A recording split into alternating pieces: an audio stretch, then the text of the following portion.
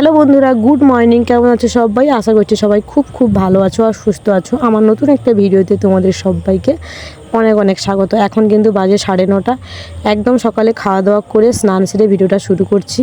আর ছাদেই চলে এসেছি, ছাদে জামা কাপড়গুলো মেলবো, তো সেই সুযোগে ভিডিওটা এন্ট্রি দিচ্ছি। আর ভয়েসটা কিসের জন্য মিউট করে দিয়েছি বলো তো? নিচে তোমাদের দাদাভাই এত জোর চিৎকার করছে, তার জন্য কিন্তু ভয়েসটা মিউট করে দিতে হলো। ভিডিও যখন এডিটিং করতে বসি তখন দেখছি আমার থেকে ওর গলার আওয়াজ বেশি শোনা যাচ্ছে, তাই ভয়েসটা মিউট করে দিয়েছি। যাই হোক, তোমরা তো জানো বাড়িতে কেউ নেই, মা আর বাবু কেউ বাড়িতে নেই, ওরা চলে গেছে মায়ের বাবার বাড়ি। বাবা তো সকালে উঠে কাজে চলে গেছে, মার দাদু তো বাড়িতে নেই, তোমরা তো জানো।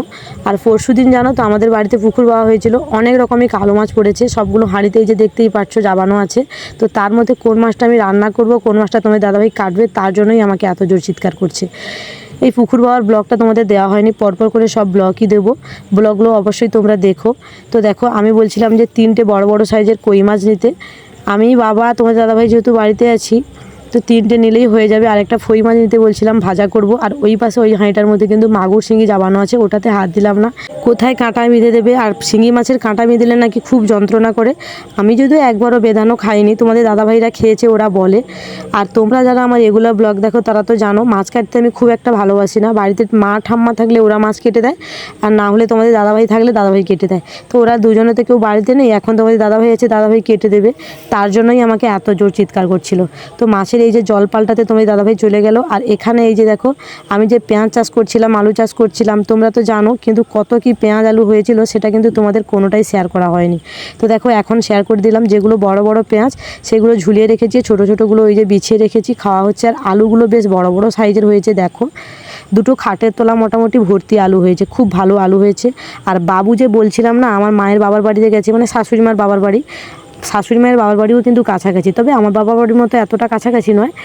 শাশুড়ি মায়ের বাবার বাড়ি আমাদের বাড়ি থেকে 10 মিনিটের মতো রাস্তা হেঁটে যেতে হবে, আর সাইকেলে করে গেলে 7 মিনিটের মতো। তো মায়ের বাবার বাড়িতে মাছ পাঠানো হবে, তার জন্য মায়ের ভাইয়ের ছেলে আর আমার বাবু দুজনে করে এসছে, ব্যাগ হাতে করে নিয়ে মাছ নিয়ে যাবে বলে।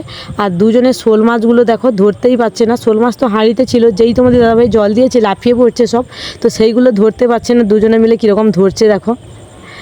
যাই হোক, শোল মাছ ধরতে কিন্তু ওদের অনেকটা সময় চলে গেছে। শোল মাছ যেহেতু কালো মাছ আর প্রচুর পরিমাণে ওটা হড়হড় করে, তার জন্যই কিন্তু ধরতে অসুবিধা হচ্ছে। তো ওদেরকে ফাইনালি তোমার দাদাভাই মাছ ধরে দিয়ে কিন্তু দিয়ে দিয়েছে। আর এখানে আমি 4টে মাছ নিয়েছি আমি রান্না করব বলে, আর ওরা এই যে দেখো মাছ নিয়ে চলে যাচ্ছে। আর আমি এখানে রান্না করার জন্য সমস্ত কিছুটা জোগাড়পাতি করে নিয়েছি। ঢেঁড়স ভাজা করব, আর এই যে কাঁচকলা, আলু আর কই মাছ করে একটা ঝোল রান্না করব। আর ওই যে ফই মাছটা আছে না, সাদা যে মাছটা নিয়েছিলাম, তো সেই মাছটাকে ভাজা রান্না করব। আর বাবা তো দুপুরে অনেক সময় খেলে খায়, অনেক সময় না খেলে খায়। যখন একবেলা কাজ হয় তখন দুপুরে খায়, আর যখন না কাজ হয় তখন কিন্তু খায় না। তো আজ খাবে কি না জানি না, তবুও বাবার জন্য রান্না করছি। আর তোমরা তো জানো আমি বাইরে রান্না করি, আর এখানে না প্রচণ্ড পরিমাণে রোদ। ওপরে একটু ছাউনি করা আছে, কিন্তু চারপাশ দিয়ে এত পরিমাণে রোদের ঝাঁজ আসে, তার উপরে আবার পাতা জ্বালন দিয়ে রান্না করি, তো আর বাতাস আছে, তার জন্য কিন্তু প্রচুর পরিমাণে গরম লাগে আর প্রচুর রান্না করারও অসুবিধা হয়। তাই চেষ্টা করি সবসময় তাড়াতাড়ি করে রান্না করে নেওয়ার। আজ আর কোথায় তাড়াতাড়ি হলো, আজ তো জোগাড়পাতি করতে করতেই প্রায় 11টা বেজে গেল। যাই হোক, জোগাড়পাতি সব হয়ে গেছে, রান্না করে নেব। দেখো রান্নাবান্না সব এখানে হয়ে গেছে। কি রান্নাবান্না করব না করব সবটাই তো তোমাদের আগে বলেছি, তবু আরেকবার দেখিয়ে দিলাম। এরপরে খাওয়া দাওয়া করব। আর ওদের রান্না করে এসে শরীরটা কীরকম অসুস্থ লাগছে, আর এমনিতেও কাল থেকে গলাটা আমার খুব ব্যথা, তাই খুব অসুস্থ লাগছে। খাওয়া দাওয়ার পরে শুয়ে যাব, ভিডিও শ্যুট করব না। আজকে ভিডিওটা এখানেই শেষ করছি, দেখা হচ্ছে নেক্সট অন্য কোনো একটা ভিডিওতে। চলো সবাইকে আজকের মতো টাটা।